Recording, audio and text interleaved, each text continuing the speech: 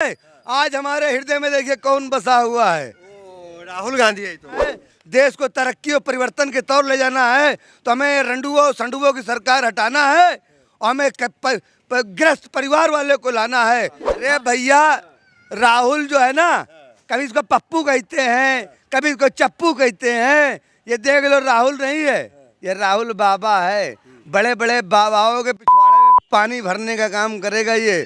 जो हवाई चप्पल मोदी जी ने मुझको पहनाया है, और इस चप्पल को पहन के मैं हवाई जहाज में तो सफर नहीं कर पाया, लेकिन तेरी आज नहीं गए अयोध्या हम किसी टैक्सी से आके तेरे गाल में समझो मैं दुनिया का सबसे बड़ा सफर कर लिया हूँ मैं।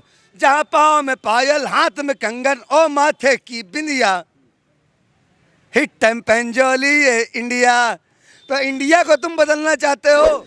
आज हमने अपने बाबा दादाओं के बात का न मान के, उनका नाफरमानी करके हमने भाजपा को ज्वाइन किया था। आज मेरा दुर्भाग्य था कि जो मेरे 20 साल चले गए। आज मेरे भाजपा में थे आप? 20 साल भाजपा में थे। मैंने अपनी पत्नी का जेवर गिरवी रख दिया।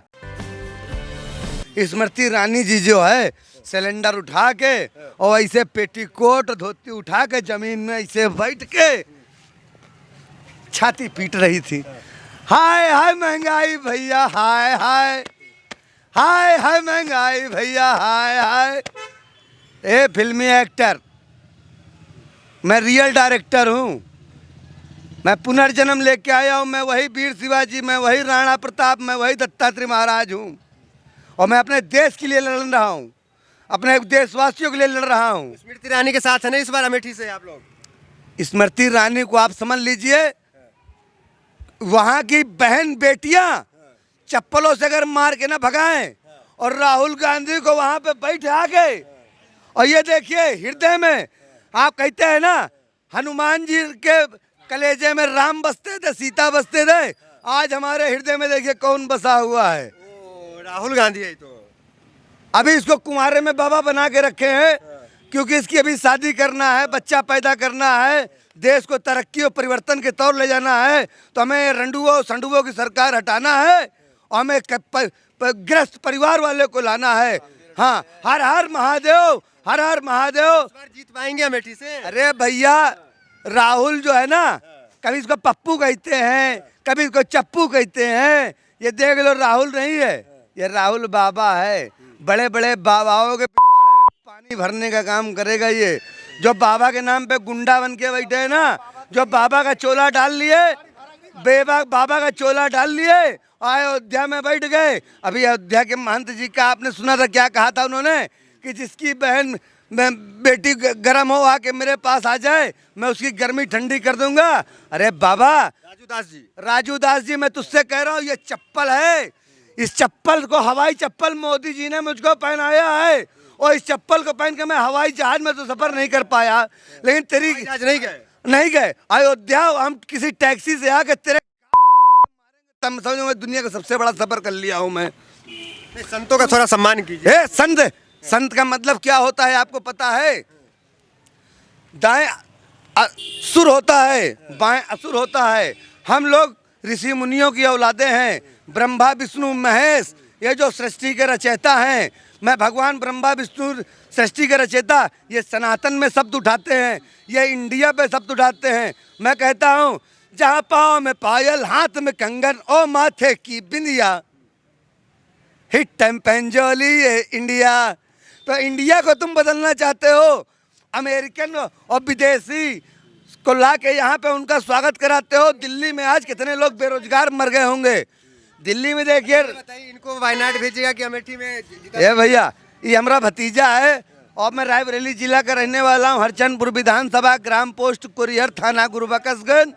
हमारे यहाँ सोनिया, राहुल, प्रियंका, शीला कौल, जवाहरलाल नेहरू हमारी कोठी में आए हैं, भोजन पाए हैं।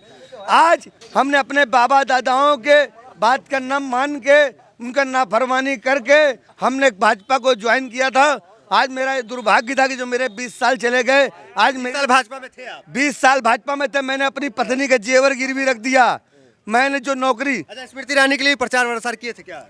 ए भैया, स्मृति और नचनियन का प्रचार हम नहीं करते। हम रियल हीरो हैं, हम रियल हीरो हैं। हम देश के लिए लड़ते हैं, हम भ्रष्टाचार के खिलाफ लड़ते हैं, हम महंगाई के खिलाफ लड़ते हैं, हम रोजगार के खिलाफ लड़ते हैं। हम अनर्गल नहीं लड़ाई लड़ते हैं। हमारे 4 भाई हैं, 1 बहन है। कब छोड़े? अभी मुश्किल से 20 दिन हुआ। 20 दिन हुआ भाजपा छोड़े। इसलिए छोड़ा क्योंकि बार बार अवसर नहीं आते हैं, बार बार मीडिया साथ नहीं देती है, बार बार मीडिया जानना चाहती है कि कोई देशवासी ऐसा मिले जो देश के प्रति आवाज़ उठाए। क्योंकि हम भैया हिंदू मुस्लिम सिख ईसाई आपस में सब भाई भाई। अभी इन्होंने विपत्ति एक ऐसी ला दी मेरे जनता के बीच में जिसका नाम है कोरोना। इनको हंसी आ रही थी, इन्होंने अपने लिए मांस ले लिया।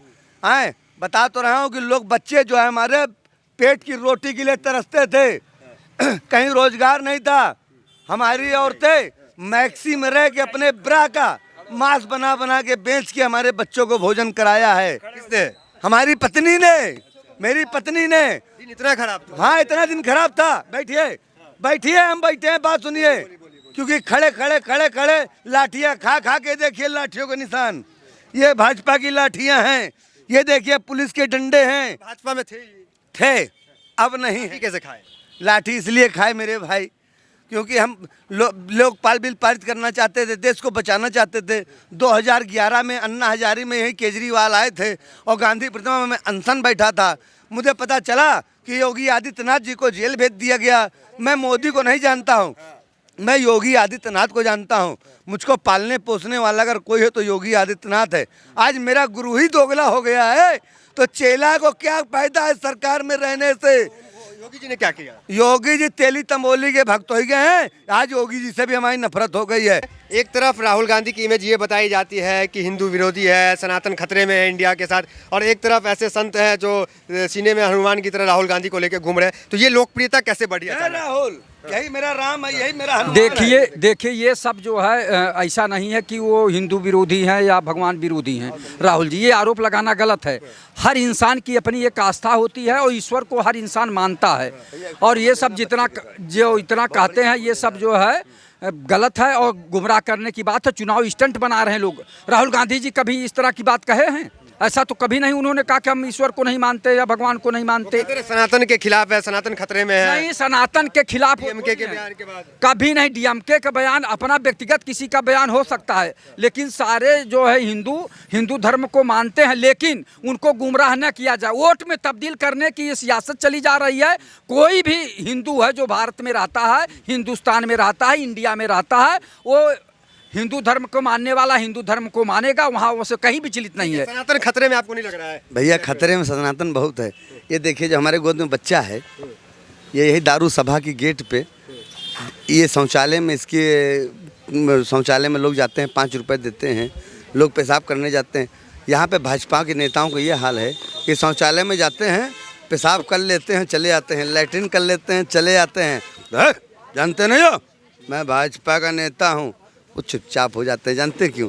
क्योंकि मोदी ने इतनी दहशत फैला रखी है, कार्यकर्ताओं में भी, कर्मचारियों में भी, डीएम में भी, एसपी में भी। और देखिए ये बच्चा एक शौचालय वाले का है, ये 4 बच्चे हैं उसके, वो बेचारा इतना पैसा नहीं पाता है कि इनका पेट भर दे। भाई हर आदमी बच्चा हमेशा नहीं ताक पाएगा। ये बच्चे जब मौका पाते हैं आ जाते हैं यहाँ पे, अंकल हमको टॉफ़ी चाहिए, अंकल हमको बिस्किट चाहिए, अंकल हमको किताब चाहिए। तो मैं अपनी औलाद तो खो चुका हूँ, अपना परिवार खो चुका हूँ, लेकिन ये परिवार नहीं खोना चाहता हूँ। मैं हर बच्चे को प्यार देना चाहता हूँ। मैं जवाहरलाल नेहरू को वापस लाना चाहता हूँ, मैं महात्मा गांधी को वापस लाना चाहता हूँ। इसी गांधी प्रतिमा पे सुबह 10 बुजुर्ग आते थे, बैठते थे, हमको अच्छी नसीहत, अच्छी शख्सियत देते थे। इसी हजरतगंज में विधानसभा में नरही के भैया जी थे, पार्षद थे, उन्हीं की आज मैं देन हूँ। 2011 में मैंने आत्मदाह किया था। आज उनकी पहचान थी गवर्नर BL जोशी की, जिन्होंने मेरा इलाज कराया।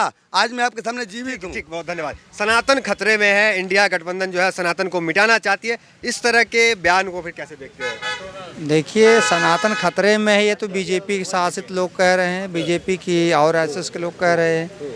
इंडिया और भारत को समझ लेना चाहिए कि 18 सितंबर 1948 को जब संविधान सभा ने बैठक बुलाई थी और तमाम नेता आए थे उसमें, और सब लोगों ने सर्वसम्मति से कई 17 नामों का उसमें जिक्र किया गया था कि क्या नाम रखा जाए, जिसमें आर्यावर्त भी था, हिंदुस्तान भी था, बहुत सारे नाम थे, इंडिया और भारत भी था।